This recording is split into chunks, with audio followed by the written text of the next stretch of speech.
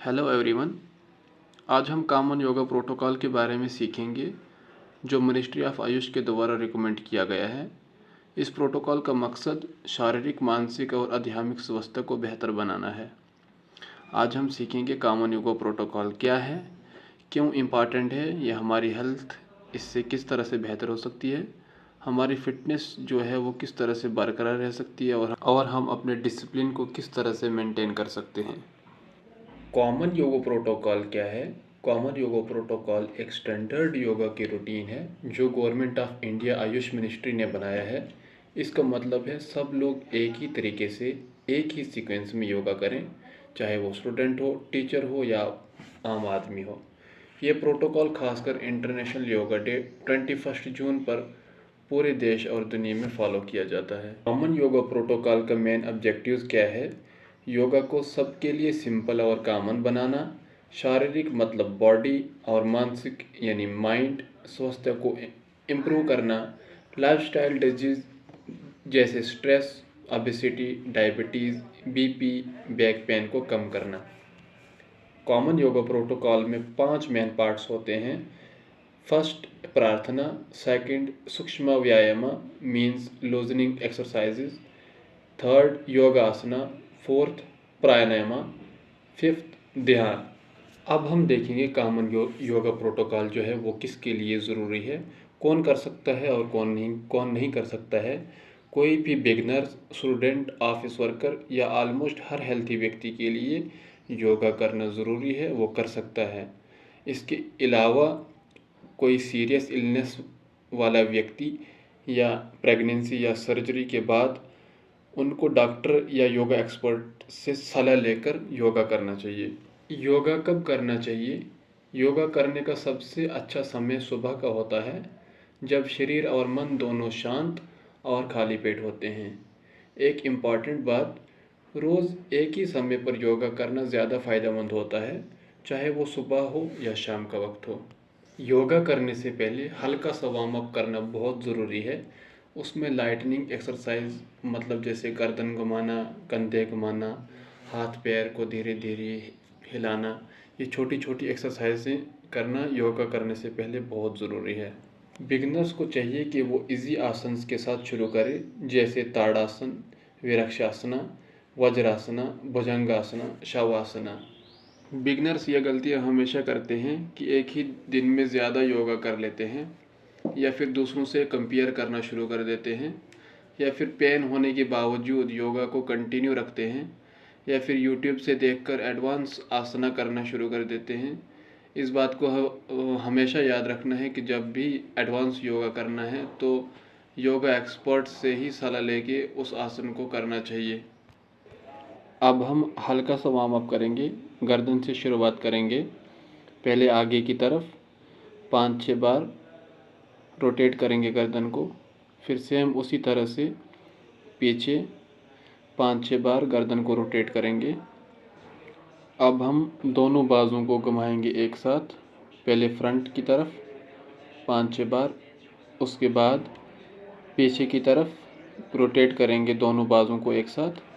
इसके बाद हल्का सा हिप रोटेट करेंगे, सेम वही सीक्वेंस, पहले फ्रंट साइड 5-6 बार, उसके बाद पीछे same hip rotation, back side. अब हम हल्का सा नी और एंकल का मूवमेंट करेंगे, पहले राइट लेग का, उसके बाद लेफ्ट लेग का,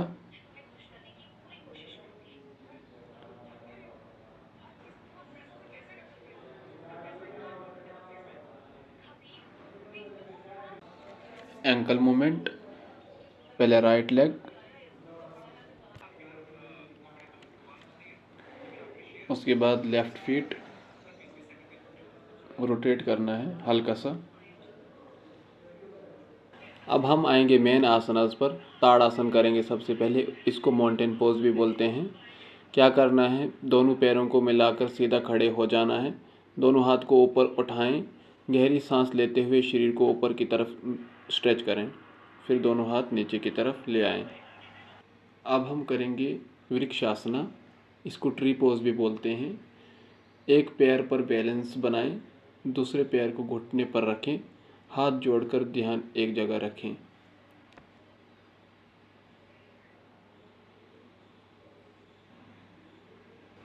अब हम करेंगे पादहस्तासना। इसको फॉरवर्ड बेंड भी बोलते हैं। सांस छोड़ते हुए धीरे धीरे आगे झुकें। जितना शरीर अलाउ करता है उतना ही झुकें। इसके बहुत सारे फ़ायदे हैं। रीढ़ की हड्डी जो होती है वो फ्लेक्सिबल होती है, स्ट्रेस भी कम होता है। करेंगे त्रिकोणासना। इसको ट्रायंगल पोज भी बोलते हैं। पैरों के बीच में थोड़ा सा फासला रखें। सांस छोड़ते हुए बाईं तरफ झुकें। उसके बाद वैसे ही दाएं तरफ। नज़र ऊपर वाले हाथ पर रखनी है। फिर धीरे धीरे अपनी पोजीशन में आ जाना है। अब हम करेंगे भुजंगासना। इसको हम कोबरा पोज भी बोलते हैं। हाथों का सहारा लेते हुए सीना ऊपर उठाएं, कंधे रिलैक्स्ड रखें। इसके बहुत सारे फ़ायदे हैं। बैक पेन कम होता है, सीना और लंग्स खुलते हैं, स्पाइन स्ट्रांग होता है, और भी बहुत सारे फ़ायदे हैं इसके। फिर धीरे धीरे करके वापस आ जाना है। हम करेंगे शलभासना। इसको लोकस्ट पोज भी बोलते हैं। पेट के बल लेट जाएं, दोनों पैर सीधे रखें, सांस छोड़ते हुए पैरों को धीरे धीरे ऊपर उठाएं। अब धीरे धीरे से पैर नीचे लाएं। बाद हम करेंगे आखिरी पोज शवासना। इसको रिलैक्सेशन पोज भी बोलते हैं।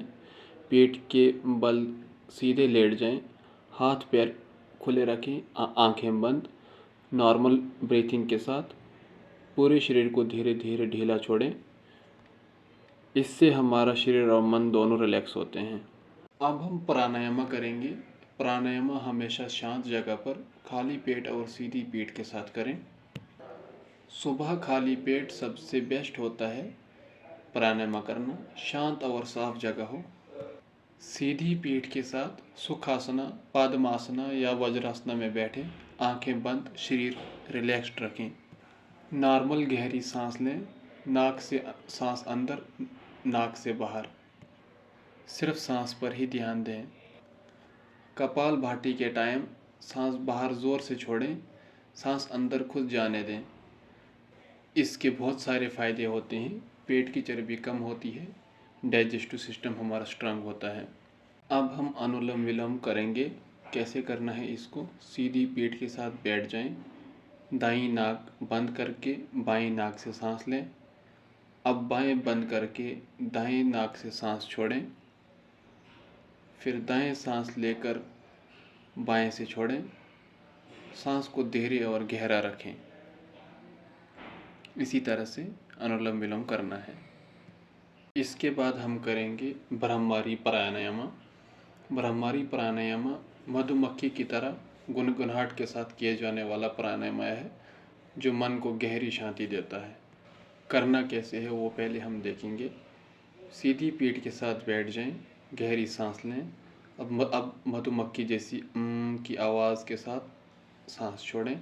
इस आवाज़ को अपने सर के अंदर महसूस करें। बिगिनर्स इसको 4 से 5 मिनट तक कर सकते हैं। आखिर में हम 2 से 3 मिनट का मेडिटेशन कर सकते हैं। इसमें दोनों आंखें बंद होती हैं। काम वॉइस में कुछ आवाज़ निकाल के भी कर सकते हैं। मेडिटेशन करने से मन शांत होता है और सोच पॉजिटिव बनती है। बिगिनर्स 5 से 10 मिनट का और रेगुलर प्रैक्टिस करने वाले 15 से 20 मिनट तक का मेडिटेशन कर सकते हैं। होप कि आपको ये वीडियो पसंद आई होगी। Thank you for watching this video.